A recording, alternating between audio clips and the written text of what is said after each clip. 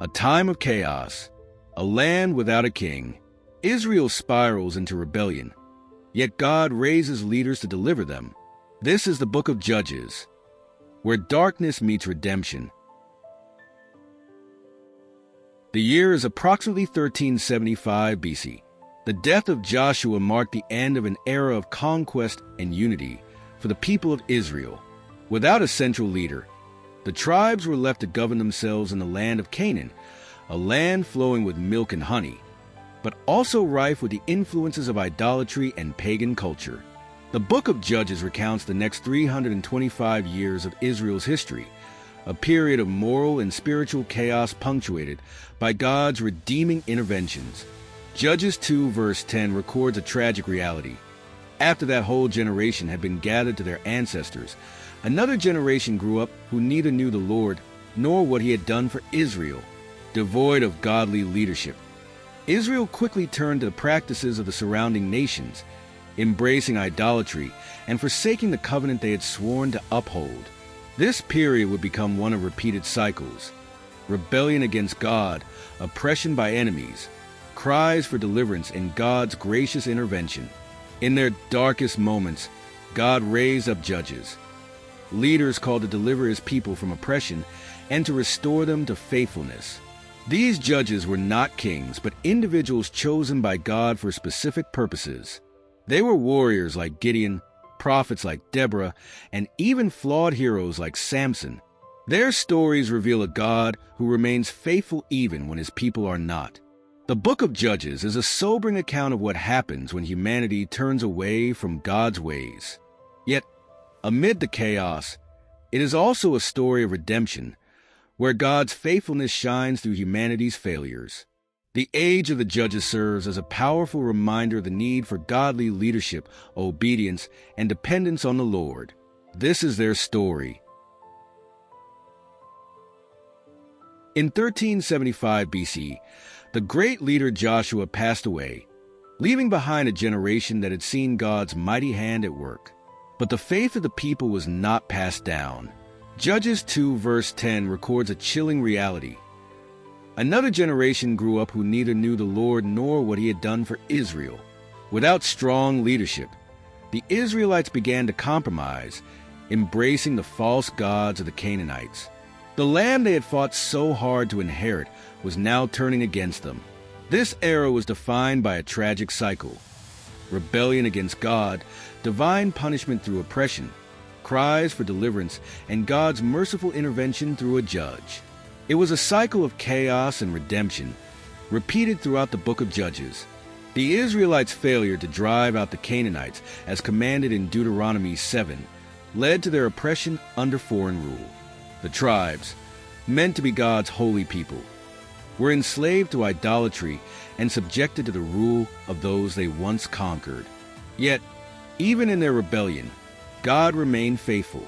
He raised up judges, not kings but warriors, prophets, and leaders to deliver his people. These judges were chosen by divine appointment, empowered to restore justice and lead Israel back to Yahweh.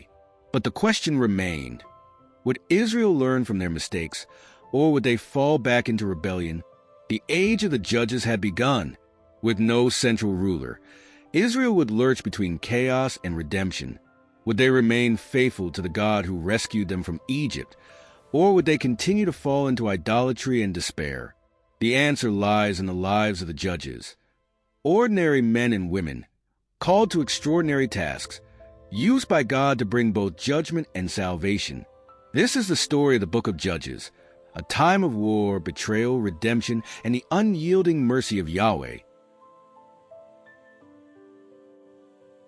After years of oppression under King Cushan-Rishathaim of Aram, God raised up Othniel, the nephew of Caleb, as Israel's first judge. A warrior of faith, he led Israel in battle and defeated their enemies, bringing peace for 40 years. Judges 3 verses 9 to 11. But as time passed, Israel again turned to sin, and oppression returned. Ehud, a left-handed warrior from the tribe of Benjamin, devised a daring plan to assassinate Eglon, the oppressive king of Moab. Pretending to bring tribute, He gained access to the king's chambers and struck him down. Judges 3 verse 29 records that Israel, under Ehud's leadership, struck down 10,000 Moabite warriors, bringing 80 years of peace. Deborah, a prophetess and judge, led Israel during Canaanite oppression. Barak, hesitant to fight, agreed only if Deborah went with him. Judges 4 verse 14 records Deborah's words, "Go, this is the day the Lord has given Sisera into your hands." With divine intervention, Israel was victorious, and Sisera met his end at the hands of a woman, Jael, fulfilling Deborah's prophecy. The Midianites had reduced Israel to starvation, forcing them into hiding. But God called an unlikely leader, Gideon, the youngest in his family. Despite his doubts, Gideon obeyed. Judges 7 records that with only 300 men, torches, and trumpets, he led Israel to victory, proving that deliverance comes not through human strength, but through faith in God. Jephthah, a rejected outcast, became Israel's deliverer against the Ammonites. But his story is marked by tragedy. His reckless vow in Judges 11 cost him dearly. His life serves as both a tale of valor and a warning of hasty words. Samson, the strongest of Israel's judges, was also its most flawed. A Nazirite from birth, his supernatural strength was bound his obedience to God. But temptation led to his downfall at the hands of Delilah. Judges 16 verse 30 records his final words, "Let me die with the Philistines." With his last act, he struck a devastating blow against Israel's enemies, showing that even in failure, God's purpose prevails. For generations, God raised up judges to deliver his people. Yet, Israel's cycle of rebellion continued. Their victories were temporary, their faithfulness fleeting. The people needed more than judges. They needed a king. Would Israel ever break the cycle and truly follow Yahweh? The answer would be revealed in the coming chapters. In the hill country of Ephraim, Micah, an Israelite, created a shrine filled with idols, funded by stolen silver. Despite his violation of God's commandments, Micah hired a wandering Levite to serve as his priest, believing this would secure God's favor. Judges 17 verse 6 summarizes the time. In those days, Israel had no king. Everyone did as they saw fit.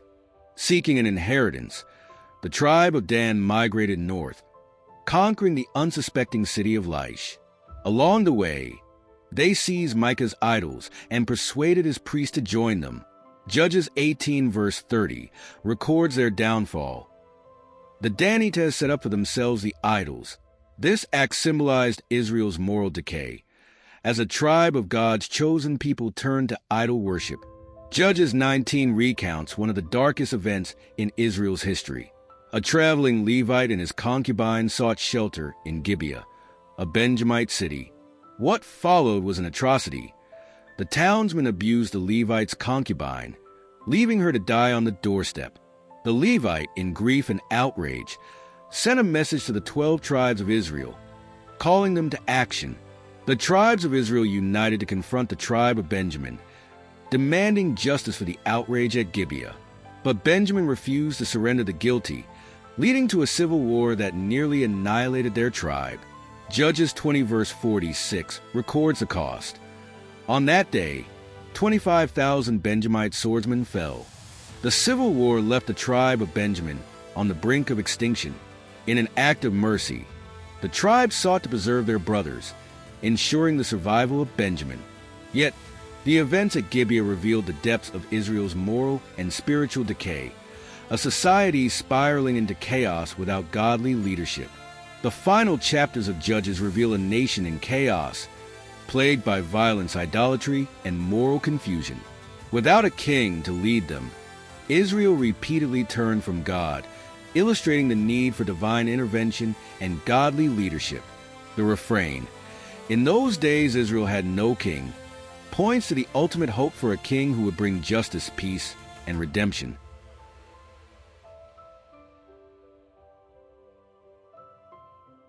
The book of Judges concludes with a haunting refrain. In those days, Israel had no king. Everyone did as they saw fit. These words encapsulate an era defined by moral and spiritual chaos. Without godly leadership, Israel descended into idolatry, violence, and self-destruction, highlighting the consequences of forsaking God's law. The chaos of the Judges era serves as a warning and a call to self-examination. It reminds us that the absence of godly leadership leads to confusion and decay. Yet, it also points to God's enduring faithfulness, His willingness to deliver His people when they repent and cry out to Him. Though the book of Judges ends in chaos, it foreshadows the need for a Redeemer, a king who would bring lasting peace and justice. Centuries later, this hope was fulfilled in Jesus Christ. His life, death, and resurrection invite us to turn from rebellion and embrace the grace of God, who offers order in chaos and light in darkness. The story of Judges is not merely a historical account. It is a testament to God's enduring faithfulness.